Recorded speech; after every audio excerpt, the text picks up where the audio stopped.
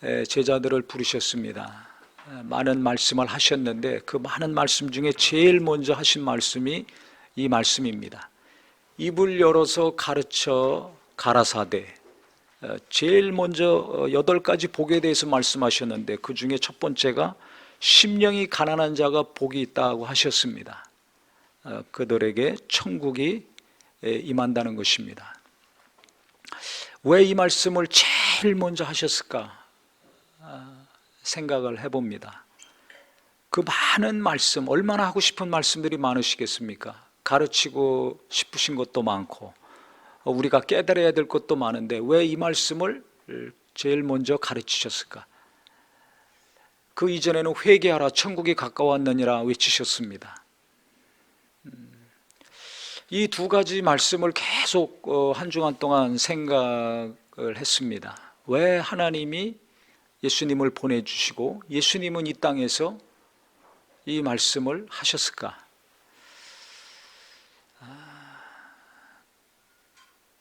이 말씀 안에는 짧은 말씀이지만은 분명하고 확실하게 담겨져 있는 것은 첫 번째, 우리의 마음이 가난해질 때 하나님과 가까워진다는 것입니다. 하나님의 도움을 받고 하나님과 끊어졌던 관계가 회복이 되려면 회개를 해야 되는데 회개를 누가 하는가? 어떨 때 하는가? 심령이 가난해질 때 회개를 합니다. 한 주간 동안 무슨 일이 있었냐면 제가 마음이 너무 불편해가지고 언성을 좀 높였습니다. 며칠 동안. 그러면서 이제 기도 가운데 생각을 합니다. 이 언성을 높이지 않아도 되는데 왜 마음이 불편해지고 왜 목소리의 톤이 올라갔는가? 가만히 저를 살펴봤습니다. 그러면서 깨닫게 되는 것은 뭡니까? 이게 내 노력으로, 내 힘으로 이게 안 되는구나. 인격적인 연약함.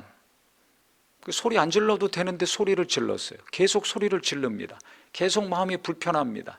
미움이 있고 분노가 있고 답답함이 있고 못마땅함이 가득 찹니다. 이게 없어지질 않는 거예요. 없어져야 되는데 그 제 모습을 보면서 제 내적인 상태를 보면서 죄인이구나. 아직도 내 안에는 죄성이 있고 분노가 있고 미움이 있고 용서하기 어려운 마음이 있구나. 이것들을 하나님은 알게 하셨습니다. 그러면서 어떻게 됩니까? 하나님의 은혜가 더 필요하구나. 하나님의 도우심이 진짜 필요하구나. 하나님이 정말 더 큰 은혜를 주시지 않으면 이게 계속 반복되지 않습니까? 무슨 일이 있으면 또 이게 계속 반복될 수밖에 없습니다. 그렇기 때문에 인간이 죄인이구나. 다시 한번 내가 죄인이구나. 깊이 하나님이 깨닫게 하셨습니다. 그 다음에 또 한 가지는 제가 몇 주 전에 주일날 나오면서 신발끈이 풀러져 가지고 끈을 매려고 이렇게 엎드렸는데 갑자기 허리가 아프더라고요. 그래서 몇 주 동안에 허리가 아파서 좀 걷기가 불편했는데 며칠 전에는 이게 더 아파졌어요. 더 심해졌어요. 걸을 때 보니까 허리가 S자로 휘었더라고요. 지금도 좀 걷는 게 불편하긴 한데 그러면서 또 하나님께 기도 가운데 하나님이 깨닫게 하시는 것은 뭐냐면 인간이 진짜 별 볼 일 없는 존재구나. 어디만 좀 육체가 이상이 있어도 일어나는 게 힘들고 걷는 게 힘들고 일상생활이 이게 엉망이 됩니다. 굉장한 지혜와 능력과 힘이 있는 것 같지만 인격적인 연약함을 보게 하시고 육체가 고장났을 때 어떻게 되는지를 하나님이 다시 한번 깨닫게 하시면서 인간이 진짜 아무것도 아니라는 것을 알게 하셨어요. 특히 이 지금 코로나 이 전염병 때문에 전 세계가 몸살을 앓고 있습니다. 이걸 가만히 보면서 하나님 이게 빨리 없어져야 되지 않습니까? 또 없어지게 해달라고 기도를 합니다. 그 마음이 누구나 다 간절하죠. 그 기도를 하면서 또 여러 가지 것들을 뉴스를 보면서 하나님께 물었는데, 하나님이 주시는 것은, 하나님이 깨닫게 하시고 감동하시는 것은 동일한 말씀이었습니다. 인간이 죄인이다. 그 다음에 인간이 아무것도 아니다. 이 두 가지를 제 개인적인 삶을 통해서, 연약함을 통해서, 그 다음에 전 세계적인 문제를 통해서 하나님이 똑같이 깨닫게 하셨어요. 그러면서 생각나는 말씀이 오늘 이 말씀입니다. 심령이 가난한 자 복이 있나니 천국이 그들의 것이며. 죄인임을 깨달으면서 심령이 가난해집니다. 육체가 말을 안 듣고 아프고 고동이 힘들면서 심령이 가난해집니다. 아무리 선진국들 그 많은 기술과 돈과 실력과 의술을 다 동원해도 지금 해결을 못하고 있습니다. 그 가장 힘 있는 미국이 마스크가 없어가지고 간호사들이 시위를 하고 있습니다. 산소 마스크가 부족해서 환자들 어떻게 해결할 수가 없어요. 큰 소리 떵떵 쳤던 지도자들이 지금 쩔쩔매고 있습니다. 어떤 곳으로도 지금 해결을 못하고 있습니다. 1mm에 100분의 1 되는 바이러스 때문에 지금 전 세계의 모든 사람들이 혼란에 빠졌습니다. 날마다 충격받고 있습니다. 우리가 힘 있는 것 같지만, 돈도 있고 지식도 있고 과학도 발달이 돼서 뭔가 인간이 대단한 것 같지만은 별 볼 일 없는 존재라는 것을 하나님은 깨닫게 하셨어요. 우리가 이번 이런 여러 가지 어려운 걸 통해 가지고 힘들다, 괴롭다, 못 살겠다만 할 것이 아니라 왜 힘들어졌는지, 왜 괴로워졌는지, 왜 못 살게 됐는지, 이걸 하나님 앞에 물어야 될 것입니다. 전에도 계속 말씀드렸지만 고난이 닥쳤을 때 물어야 됩니다. 일을 시작하기 전에 하나님께 물어야 됩니다. 묻지 않고 달라고만 하는 기도는 내 욕심과 내 뜻이 잉태되기가 쉽습니다. 정욕으로 기도하지 말라고 성경에 말씀하고 있습니다. 성령으로 기도해라. 그게 무슨 뜻입니까? 내가 원하는 대로 하지 말라는 거죠. 성령으로 기도하라는 것은, 정욕으로 기도하지 말라는 것은 하나님 뜻대로 기도하라는 것입니다. 그래서 예수님이 기도를 가르쳐 주셨습니다. 어떻게 해야 될지 구체적으로 가르쳐 주셨습니다. 하늘에서 아버지의 뜻이 이루어진 것처럼 이 땅에서도 이루어지게 해달라고 기도해라. 아버지의 뜻이 이루어지기를 기도하라는 것입니다. 가정에서, 일터에서, 교회에서, 젊은이나 연세 드신 분들이나 무슨 기도를 해야 될 것인가? 내가 원하는 거 달라고 하지 말고 아버지의 뜻이 무엇인지를 알고 그것이 가정에서 이루어지고 가족들에게도 이루어지고 일터에서도 이루어지고 이 땅에서 이루어지기를 간구하라는 겁니다. 그러니까 묻는 기도를 하는 것은 아버지의 뜻을 구하는 겁니다. 묻는 기도를 안 하는 것은 내 뜻대로 하겠다는 거예요. 내가 원하는 것을 이루어 달라는 겁니다. 그 결과가 지금 우리에게 이렇게 참담하게 나타나고 있는 것입니다. 전문가들이 하는 얘기를 뉴스를 통해서 다 들으셨을 겁니다. 앞으로 코로나 19가 아니라 20, 21 계속해서 나온다. 세기마다 나왔던 질병, 이 세계적인 전염병들이 지금 10년마다 나오더니 이제 몇 년마다 앞으로 나온다는 겁니다. 그럼 왜 이렇게 됐는가? 환경이 파괴돼 가지고 하나님의 창조 질서가 깨졌다는 것입니다. 그러니까 이거 변종 바이러스들이 나오고 희한한 질병들이 사람이나 짐승을 통해서 계속 나올 수밖에 없다는 겁니다. 그럼 왜 이것이 파괴됐습니까? 누가 파괴시킨 겁니까? 인간이 파괴시켰습니다. 뭐 때문에 파괴시켰습니까? 돈 때문에 그렇습니다. 공기가 오염되고 물이 오염되고 모든 것이 파괴되는 거 알면서도 돈 때문에 인간은 파괴시키고 그 대가를 지금 톡톡히 치르고 있습니다. 돈으로 해결할 수가 없어요.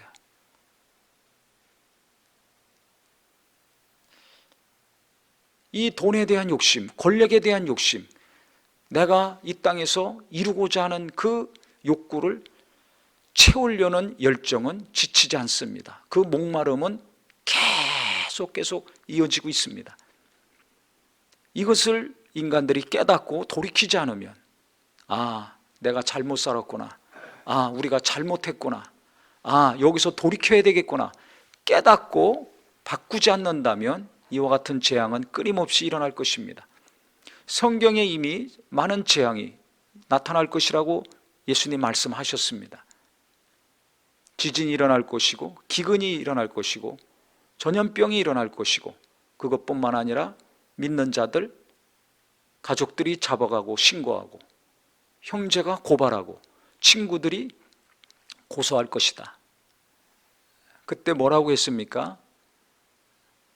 깨어서 기도해라. 이 여러 가지 어려움들이 닥치지 않도록, 그 다음에 주님 앞에 설 것을 생각해서 깨어 기도하라고 예수님 말씀하셨어요. 어떻게 죽든지 인간은 한 번은 죽습니다. 그런데 이 환경의 재앙 뿐만 아니라 예수 믿는 사람들이 제대로 신앙생활하지 못하고 핍박을 받고 공권력의 압력 가운데 희생당하는 일이 일어난다는 것입니다. 그렇기 때문에 깨어서 항상 기도해라. 그래서 주 앞에 섰을 때 어떻게 죽든지 간에 편안하게 살다 죽든지, 핍박으로 순교를 당하든지, 환난 가운데 희생을 당하든지, 어떻게 되든지 간에 육체를 떠나는 날이 올 텐데, 그때 주님 앞에 설 것을 생각하면서 깨어 있으라고 예수님은 말씀하셨습니다. 그러니까 이 환난이 닥쳤을 때 우리가 기도해야 될 필요가 있습니다. 이 환난을 없애주세요라고만 기도할 것이 아니라 내 신앙을 점검하고 내가 어떻게 살아야 될지를 깨달아야 됩니다. 이것을 못하면 계속 이와 같은 재앙, 더 큰 재앙들이 우리를 덮칠 것입니다. 그렇기 때문에 어려움이 닥쳤을 때 물어야 됩니다. 어떻게 해야 됩니까? 이게 뭐 때문에 이렇게 된 것입니까? 항상 그때마다 하나님이 주시는 분명한 말씀은 우리의 죄라고 말씀하십니다. 나는 뭐 한 게 없는데요. 가진 사람들, 있는 사람들의 탐욕 때문에 이런 일이 일어난 것입니다. 그냥 그 사람들이 욕심을 버리게 해달라고 기도해야 될 것이고, 나도 하나님 뜻대로 살지 못한 것이 무엇인가를 돌이켜보고 내 중심적으로 살았던 것, 내 하고 싶은 대로 행했던 것들을 돌이켜야 될 것입니다. 그래서 예수님이 회개하라고 처음에 외치셨고, 그 다음에 가르치실 때 제일 먼저 가르치신 말씀이 심령이 가난한 자가 복이 있다고 가르쳐 주셨습니다. 심령이 가난해지는 것, 어려움이 닥치면 가난해집니다. 근데 어려움이 닥쳤을 때 방향이 두 갈래로 나눠집니다. 낙심하고 좌절하고 포기하고 무너지는 사람이 있고, 그때 자기 자신을 돌아보고 깨닫는 사람이 있습니다. 내가 어떤 종류의 사람인지 좀 아셔야 됩니다. 하나님은 우리가 깨닫고 돌이키기를 원하세요. 그게 회개죠. 메타노에테, 돌이키는 것이 회개입니다. 근데 깨닫고 돌이키지 않으면 낙심하고 좌절하고 원망하고 불평하고 결국은 포기합니다.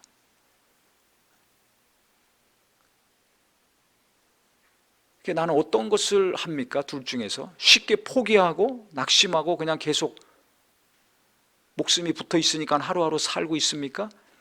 아니면 무엇인가 하나님이 생각하는 능력을 주셨으니까 그 생각을 통해서 나를 돌아보고 깨닫습니까?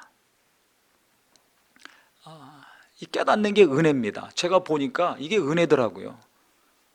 내가 어떻게 살아야 될지, 무엇을 깨달아야 될지, 이게 노력해서 되는 것이 아니라 하나님이 그런 마음과 생각을 주셔야 됩니다. 예수 믿으라고 한다고 믿습니까? 성령이 감동하셔야 믿는 거 아닙니까? 한 것처럼 내가 이걸 잘못했구나, 인간들이 이걸 잘못했구나, 인류가 이거 잘못 살았구나, 이걸 깨닫는 것이 하나님의 은혜입니다. 그래서 저는 오늘 이 말씀을 듣는 우리 모든 분들이, 예수를 믿는 분도 있고 안 믿는 분도 있고, 신앙이 좋은 분도 있고 신앙심이 약한 분도 있는데, 모든 분들에게 어려움이 닥쳤을 때, 개인적인 어려움이든 가족의 어려움이든 전 세계의 어려움이든 이 고난이 닥쳤을 때 하나님이 깨닫게 하시는 은혜가 있기를 간절히 바랍니다. 이게 너무 중요합니다. 제가 하나님께 감사한 것은 무엇보다 제가 개인적으로 인격적인 연약함을 발견했을 때, 육체가 계속 건강하지 않고 여기저기 고장 날 때, 그 다음에 사람들과의 갈등, 가족과의 갈등, 또 교회 여러 가지 크고 작은 일들이 일어날 때마다 하나님이 깨닫게 하시는 것이 있어요. 항상 깨닫게 하시는 것이 있어요. 그때마다 저를 돌아보게 되고 제 온전치 못함을 알게 되고 회개하는 일이 일어납니다. 저는 다 그런 줄 알았어요. 모든 그리스도인들이 다 그런 줄 알았어요. 근데 그게 아니더라고요. 제가 수련회에서 가서 처음에 은혜를 받았기 때문에 수련회 참석하면 다 저같이 통에 자복하고 땅을 치고 가슴을 치고 뜨거운 눈물을 흘리면서 주님을 만나는 줄 알았습니다. 근데 제가 두 번째 수련회 갔더니 기도 안 하고 왔다 갔다 하는 사람도 있고, 멀뚱멀뚱 쳐다보는 사람도 있고, 나가서 딴짓하는 사람도 있고, 별 사람들이 다 있더라고요. 수련회 한다고 다 죄인임을 깨닫고 다 예수 믿고 다 삶이 변화되는 게 아니라는 것을 제가 두 번째, 세 번째 계속 수련회 참석하면서 알게 됐습니다. 지금도 마찬가지예요. 처음 왔건 오래됐건 간에 간절한 마음으로, 갈급한 심령으로 하나님께 나간다면 하나님은 그 사람에게 은혜를 주시고 감동을 주시고 깨닫게 하시고 온전케 하시는 역사, 새롭게 하시는 역사를 이루어 주실 것입니다. 그래서 당장 개인적인 연약함을 내가 알게 되고, 육체적인 어려움, 관계의 어려움, 삶에 내 힘으로 할 수 없는 것을 발견하고 체험할 때마다 낙심이 되고 좌절이 되지만, 그때마다 하나님이 은혜를 주셔서 깨닫게 하시고 돌이키게 하실 때 놀라운 은혜를 더 깊이 체험하는 것과 동시에 내가 온전케 되는 것을 알게 됩니다. 내가 잘못한 것을 깨달았으니까 어떻게 됩니까? 겸손해지는 거예요. 그만큼 바뀌게 됩니다. 그러니까 하나님이 일하시는 것은 성령으로 말미암아 깨닫게 하시고, 그 다음에 자기의 연약함과 부족함을 발견하게 하시고, 그것을 안 만큼, 본 만큼 온전케 돼가는 거죠. 그래서 성경에 고난이 유익이라고 말씀한 것 같습니다. 고난을 겪을 때마다 깨닫는 은혜가 임하면은 인격이 온전케 되고, 신앙이 온전케 되고, 삶이 온전케 되고, 가치관이 온전케 됩니다. 이것이 일평생 우리에게 이루어져야 되지 않겠습니까? 그러니까 고난이 강하면 강할수록, 시련이 강하면 강할수록 하나님은 나를 더 온전케 하시고 우리를 더 온전케 하시는 놀라운 은혜의 시간이 될 수도 있습니다. 그렇기 때문에 우리가 누군가를 비난하고 원망하고 분노하면 이게 해결이 안 됩니다. 제가 지난 주간에 그랬어요. 며칠 동안 분노가 일어나고 막 답답하고 짜증이 나고 신경질도 나고 화도 나고 언성도 높이고, 근데 그걸 통해서 하나님이 내게 왜 자꾸 이런 일이 일어나는가, 평안했던 내 마음이 왜 이렇게 되는가, 가만히 저를 돌아보니까 제 안에 아직도 처리되지 못한 것들이 있는 거예요. 바뀌어야 될 것들이 있는 거죠. 그걸 하나님이 보게 하셨어요. 그러니까 우리가 항상 하나님 앞에 나가는 심령이 되기를 바랍니다. 하나님 앞에 바로 서니까, 사람 앞에 섰을 때는 분노가 이글거렸지만 하나님 앞에 바로 서니까 제 자신을 보게 되는 것이고, 그걸 보는 순간에 죄인임을 고백할 수밖에 없고, 죄인임을 고백하니까 어떻게 됩니까? 심령이 가난해지는 거죠. 그랬더니 그 순간에 뭐가 찾아옵니까? 평안이 옵니다. 미움도 없어지고 불평도 없어지고 분노도 없어지고 갈등도 없어지고 그 사람이 문제라 그래서 마음으로 무시하고 정죄하고 판단하고 비난했는데 내가 문제라는 걸 깨닫게 되니까 도리어 부끄러워집니다. 창피해집니다. 부글부글 끓던 마음이 식어집니다. 힘이 쪽 빠지죠. 창피하고 부끄러운데 무슨 힘이 납니까? 하나님 앞에 창피하고 사람들 앞에 창피하고 가족들 앞에 부끄럽고 힘이 쭉 빠지죠. 그러면서 하나님의 평안이 찾아옵니다. 미움이 없어지고 불만이 없어지고 분노도 없어지고 비난도 없어지고 원망도 없어지고 마음이 평안해집니다. 죄인임을 깨달으면 신기하게 마음이 평안해집니다. 할렐루야. 하나님이 나를 깨닫게 하시고 내 허물을 보게 하실 때 마음이 평안해져요. 누군가를 향한 화살이 없어집니다. 누군가를 향한 비난이 없어집니다. 누군가를 향한 분노와 짜증과 신경질과 정죄하는 것들이 없어집니다. 내가 죄인임을 깨달았을 때, 내가 불완전한 자요 내가 온전치 못한 자임을 하나님이 깨닫게 하셨을 때 우리는 겸손해지는 것과 동시에 평안이 임합니다. 왜 그럴까요? 깨닫는 순간에 원수의 역사가 떠나가기 때문에 그렇습니다. 원수에 조종하는 것이 떠나가니까 하나님의 평안이 임하는 것입니다. 그러면서 내가 하나님의 은혜가 없으면 살 수 없는 자구나.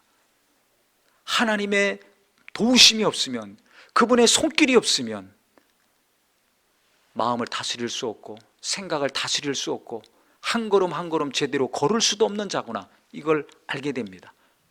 그러니까 일상의 삶이 감사한 것이고 한 걸음 한 걸음 걷는 것이 감사한 것이고 하나님의 은혜가 없으면 숨 쉬고 사는 것이 불가능하다는 것을 깨닫게 되죠. 그래서 이번 이 코로나 이런 사건을 통해서도 좀 가진 사람들이, 힘쓴다고 사는 사람들이, 내가 뭔가 했다고 힘주고 사는 사람들이 깨닫고 돌이킨다면 속히 이 병은 떠나갈 것이라고 생각을 합니다. 소위 말해서 한 나라에서, 전 세계에서, 지역에서 목소리 크게 높였던 분들, 힘주고 살았던 분들, 부와 권력과 명예를 갖고 있는 사람들이 회개하는 은혜가 임해야 된다고 생각을 합니다. 그와 동시에 하나님을 믿고 그 이름을 부르는 성도들이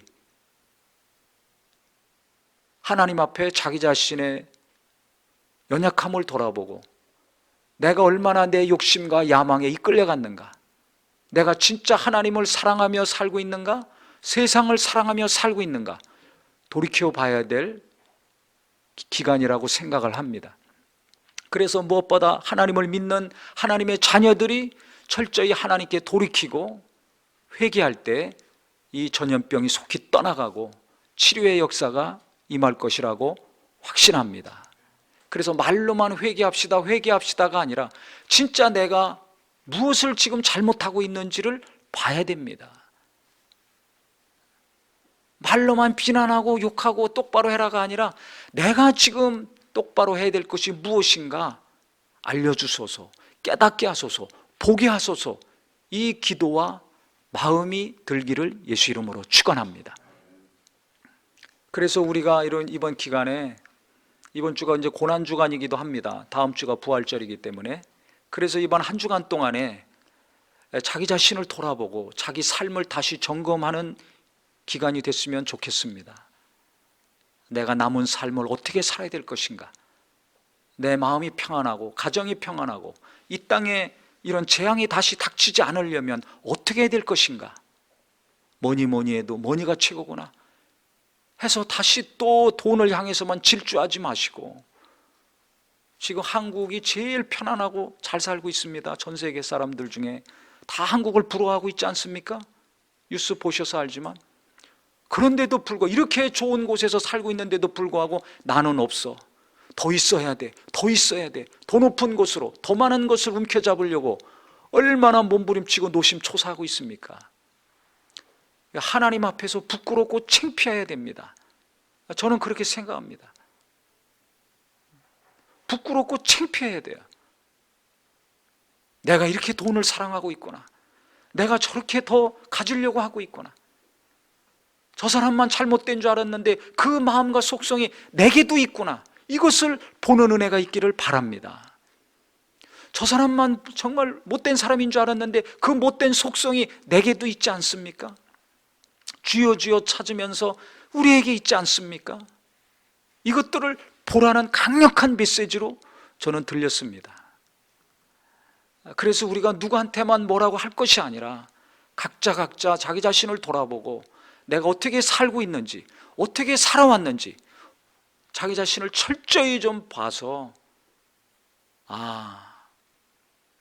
하나님 앞에 옷깃을 여미고 마음도 여미고 좀 힘이 쪽쪽 빠지는 은혜가 있으면 좋겠어요. 하나님은 고난을 통해서 우리 힘을 빼시는 겁니다. 내 뜻대로 내 원대로 살려는 그 마음을 자꾸 제거하시는 거예요. 이게 제거되지 않으면 우리는 계속 질주합니다. 결국 그럼 이런 재앙들이 앞으로 더 많이 더 강력하게 우리에게 다가오게 됩니다. 그렇기 때문에 우리 스스로라도 예수 믿고 하나님의 은혜를 받은 우리 성도님들만큼이라도 내가 무엇을 향해 달려가야 될지 그 목표와 방향이 옳은 것이 되고 하나님으로 말미암은 것이 돼야 되지 않겠습니까? 언제까지 내가 원하는 것을 이루려고 고민하고 몸부림치며 헉헉거려야 됩니까? 그것이 이루어지지 않았다고 낙심하고 좌절하지 않습니까? 하나님의 뜻은 관계가 없습니다. 하나님이 원하시는 것은 생각하지 않습니다. 오직 내가 원하는 것, 이것만 취해가지고 이루려고 내가 달려가고 있지 않습니까? 아버지의 뜻이 하늘에서 이루어진 것처럼 땅에서도 이루어지길 기도하라고 예수님은 가르쳐 주셨어요. 내가 원하는 것이 아버지의 뜻이 이 땅에서 이루어지는 것으로 바뀐다면, 나의 기도가 주님이 원하시는 것이 내게 이루어지고 이 땅에서 이루어지는 것이 된다면 우리에게는 하나님이 새롭게 하시고 온전케 하시는 일들이 이곳저곳에서 일어날 것입니다.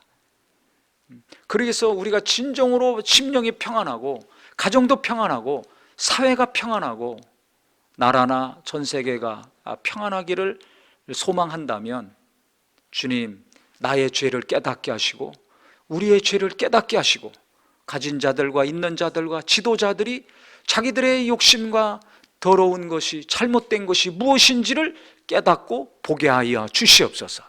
그래서 돌이키게 하여 주시옵소서.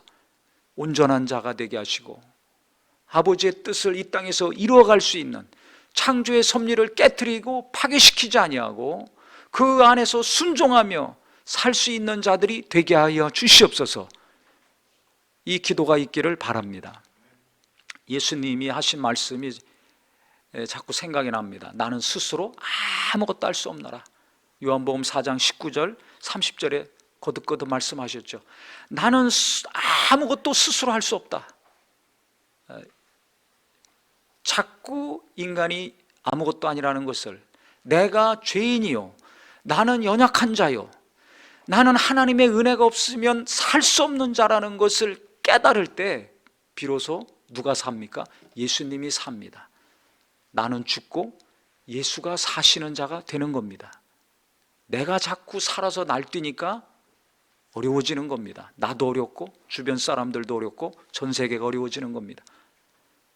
내가 죽고 예수가 사셔야 나도 편안하고 주변 사람도 평안하고 세상이 편안해집니다. 주인공은 내가 아니라 예수 그리스도가 돼야 됩니다. 그렇기 때문에 나는 스스로 아무것도 할 수 없노라. 예수님의 고백이, 이게 우리의 고백이 될 때 우리는 평안한 삶을 살 수 있다고 저는 확신합니다. 죄인임을 깨달을수록, 인간의 약함을 깨달을수록, 인간의 교만함과 탐심이 얼마나 더러운가를 깨달을수록 우리는 하나님 앞에 고백합니다. 죄인임을 고백하는 것과 동시에 하나님의 은혜가 없으면, 하나님의 사랑이 없으면, 하나님의 도우심이 없으면 저는 살 수 없습니다. 일할 수 없습니다.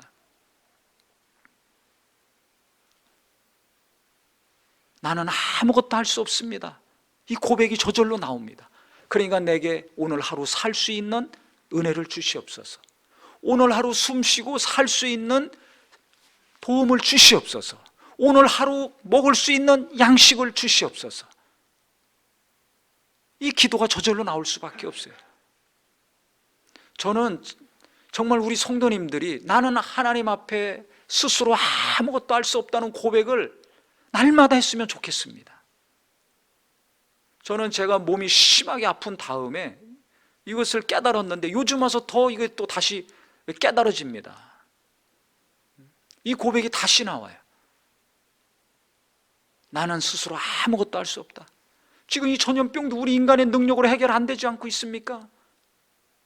깨달아야 됩니다. 인간이 굉장한 것 같지만 아무것도 아닙니다. 우리는 할 수가 없습니다. 하나님의 은혜가 없으면 안 됩니다. 그러니까 우리를 도와주셔서, 우리를 치료하여 주셔서, 우리를 용서하여 주시옵소서, 우리를 새롭게 하여 주시옵소서. 병만 떠나가게 해달라는 것이 아니라 우리를 온전케 하시고 새롭게 하시고 변화시켜 달라고 하면서 이 어려움이 떠나가게 해달라고 할 때 하나님의 치료의 역사는 속히 임할 것입니다. 가정의 문제도 마찬가지예요. 사업도 그렇습니다. 장사가 안 되죠. 아이들 때문에 마음이 어렵고 답답하고 힘드시죠. 내 힘으로 안 되잖아요. 내 능력으로 안 되잖아요. 돈이 많건 적건 그것으로도 안 되잖아요. 나는 할 수 없습니다. 나는 아무것도 할 수 없습니다. 하나님이 은혜를 주셔야 됩니다. 그러니까 주여 나를 도우소서. 이 가난한 심령으로 나간다면, 왜? 내 힘으로 안 되니까, 내 능력으로 안 되니까. 하나님 앞에 이 겸손한 심령으로 나간다면 그때 하늘의 역사가 임한다는 것입니다. 심령이 가난한 자와 복이 있나니 천국이 그들의 것이며 하나님의 역사가 임한다는 거예요. 천국을 소유한 자가 된다는 겁니다. 심령이 가난할 때 예수 믿습니다. 심령이 가난할 때 하나님께 나갑니다. 심령이 가난할 때 하나님께 무릎 꿇고 손듭니다. 하나님과 더 가까워지는 거예요. 더 가까워지는 거예요. 더 깊어지는 거예요. 그러니까는 죄인임을 깨달을 때, 창피하고 내가 부끄러운 자임을 깨달았을 때 하나님의 역사, 하늘의 역사가 내게 임해요. 세상에선 평안함이 없었는데 부글부글 끓고 낙심했던 마음이 어떻게 평안해집니까? 하나님이 함께 하시니까. 원수의 역사는 떠나가고 하늘의 평안이 임하니까 현실은 바뀐 것이 없어요. 그 사람도 바뀐 것이 없어요. 근데 내 마음은 평안이 찾아왔습니다. 왜 그렇습니까? 가난해졌기 때문에, 힘이 빠졌기 때문에. 이게 하나님의 역사입니다. 진정한 평안은 깨닫고 하나님 앞에 낮아졌을 때 하늘의 것이 쏟아집니다. 그래서 우리 성도님들이 항상 하나님 앞에 가난한 심령으로 나가심으로 나는 아무것도 아닙니다. 나는 아무것도 할 수 없습니다. 나는 아무것도 모릅니다. 어떻게 해야 될지를 진짜 모르겠습니다. 그러니 내게 은혜를 주시고 지혜를 주시고 보게 하시고 인도하여 주시옵소서. 이 겸손한 마음으로 계속 나간다면, 주님의 뜻을 구하고 얼굴을 구하면서 나간다면 하나님이 그때그때마다 보게 하시고 깨닫게 하시고 알려주시고 지혜도 주셔서 우리 하나님이 주시는 평안으로 겸손한 순종 가운데 하나님이 높이시는 자, 하나님의 살아계심과 하나님의 영광을 나타내며 살 수 있는 복된 삶이 될 것입니다. 그래서 사울을 보세요. 그가 자기 마음대로 했다가 왕의 자리에서 쫓겨나지 않았습니까? 사무엘 통해서 그때 하나님 말씀하셨어요. 왕이 이스라엘 사람들 중에 스스로 작게 여겼을 때 이스라엘의 머리가 되지 않았습니까? 본인이 스스로 나는 아무것도 아니야, 나는 가장 작은 자야, 나는 아무것도 못하는 사람이야, 그렇게 생각할 때 하나님이 당신을 왕으로 세워주지 않았습니까? 근데 왜 지금 와가지고 아말렉과의 전쟁에서 당신 멋대로 했습니까? 그래서 당신이 지금 쫓겨나는 겁니다. 그렇게 얘기했어요. 바로 이게 필요한 겁니다. 예수님도 이 땅에 오셔서 나는 아무것도 수술할 수 없다 하셨어요. 그렇게 능력 있는 분인데 왜 그렇게 말씀하셨을까? 깨달아야 됩니다.